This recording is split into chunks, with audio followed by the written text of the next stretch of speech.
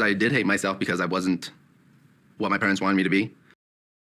You know, I really got to emphasize on that statement, on that comment right there, because there are so many parents who don't understand what negative impact they make on their child's life when they don't make their child feel accepted. You know, and that's why it actually is amazing when some people still stick around for those parents who never made them feel special. They never made them feel, you know, worthy. They never made them feel as if it's okay to be how you want to be and who you are. And let's be real. A parent's negative energy to a child is way much more damaging than any other one, apart from maybe that person's future partner. But I think the parents one is the one that definitely sets the bar to begin with. So that's why parents need to be very, very aware of how they are treating their child and the message that they're sending. I found myself trying to do many things to like pray the gay away, and nothing ever worked. And I always wondered why. And it's crazy the fact that he was in that position where he had to wonder why. He had to wonder why. Like, why isn't this going away? En ese tiempo, obviamente, no quería vivir. I will say this, TW trigger warning moving forward, okay? Because he does speak about, as you can see here, at the time, I just didn't want to live anymore. You know, so he even got to a stage in his life where he was like, what's the point of me living if my family don't love me? If my family doesn't accept me? And that's something that definitely needs to be enhanced and spoken about. You know, the matter of fact is, what is the point of us being alive? What is the point of us having children? What is the point of us having friends? What is the point of us having partners? What is the point of us having responsibility for other people if we can never take in considerate how that person can feel about some of our reactions? Now, listen, I'm a big supporter of tough love, and that's something that is needed at times for certain situations. But then at the same time, there are times when support is key. Support, love, the whole thing. TLC, Tender Love and Care, not the Learning Fake channel.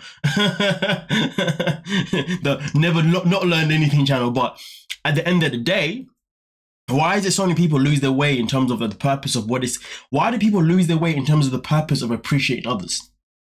You know? It's bizarre, isn't it? How we know these fundamental principles, but we don't apply them. Some of us don't apply because maybe our childhood was rough and they were never really applied or embedded in ourselves. So therefore, growing up, we don't know how to actually use those tools of being kind, of being polite, and being supportive and being nurturing. You know, and it's something that some of us don't even figure out until later on in life, until we finally find someone that we love and loves us back. You know, so it really depends. But either way, though, we all know that in reality, we should be supportive to people. You know, we should be understanding to people. We should be open to people. You know, we should definitely never make anyone feel as if they're an outcast or feel as if they don't belong. But don't get it twisted, though. There are many situations where some people are actually moving freaking mad for whatever negative purpose they're looking for, which is different conversation. But in the positive conversation, that light conversation, come on now, man. This stuff right here, it's not nice. Not nice at all. Y pensaba en cómo ya no vivir. I really love how he's really finally got to that stage where he really wants to tell his mum the truth. And you know, listen, some people might say, hey man, like, but why you gotta do this on camera though? Like, why couldn't you done this in privacy? And even though I agree with that part of it, I also appreciate the fact that this has been done on camera, because this is one of those very minimal times where we can look at this and be like, you know what, TLC is actually giving us a learning experience here. And that's the learning experience is like, hey, if we don't accept your child for who they are, this is the type of damage that you can do. And no parent, no good parent, no decent parent, not even any half decent parent would want to ever hear that, hey, I actually didn't want to live anymore because of you. Right. That right there is powerful. I began to hate myself for it. Sorry, I need a moment. Brother, take all the moments you need, man. Do you know what I mean? Come on now. Sad stuff to watch.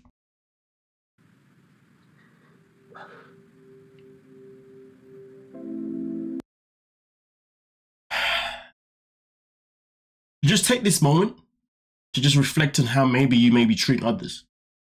Just reflect on what someone could be going through or what you put someone through. If this is one of the moments where you can take it to reflect on it, well, then I hope that you're also in that position where you can pick up the phone or get out or get on your car, get on your bike, get on the bus, get a taxi, it doesn't matter what it is, and go to that person and say, you know what, I'm so sorry. Because the fact is though, right, people that have been hurt so bad, all they ever really want to hear from people that have hurt them is "I'm sorry," and if it's applicable, a cuddle. But it has to be from the heart. But I understand this though: a sorry and even a cuddle doesn't fix anything if you then don't plan on following through with the apology. Because it's one thing to feel sad in the moment and apologize in the moment with the sadness. But it's another thing to then also actually act on that apology moving forward. You can say sorry to me today, but tomorrow, are you still going to treat me based on that sorry? Or are you going to treat me based on before the sorry? Because that's something that people do sometimes. People will say sorry to you with a lot of emotion and generally mean it. But then once they've said it, they don't act like they meant it. You know what I mean? Like, they won't put that into place.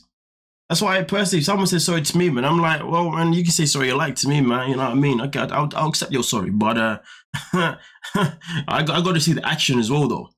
You know what I mean? So then I know you're sorry. But it's good to see that his mum is obviously understanding and she's getting emotional because obviously shows that she cares and she shows that she's obviously, you know, she has regret, which is good. And in those dark moments, Hannah was my light and my reason to stay alive. Deep. You know what though, man? It's crazy what they say. That they say that for some people, having a child saves their life. You know, and that is a beautiful thing. Because then when somebody says that, that's when I'm like, you love your child, man. You love your child like there's not like nothing else. It is phenomenal, isn't it? How a child can come into your life and the responsibility that you have for that child can really make you take a U-turn in your life for the better. Some people does the opposite, sadly, but for others does the good thing. But it's crazy though, because he does say that, you know, when it came to him even thinking about taking his life, it wasn't even a matter of just his child. It was also the matter of his mum too. He didn't want to take his life and then his mum would be without him. So the fact that he was still thinking about his mum despite that, this man's got a big freaking heart, man. Big freaking heart. Man. Crazy, man, how life can be, right?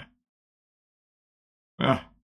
That's why we should always stop to look around sometimes and pay attention to how we are behaving.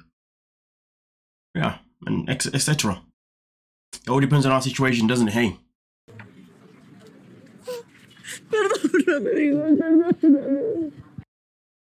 You know what, though?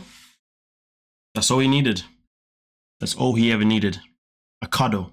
The sorry is just the bonus. The sorry was never part of the plan because, of course, he never wanted to get this way.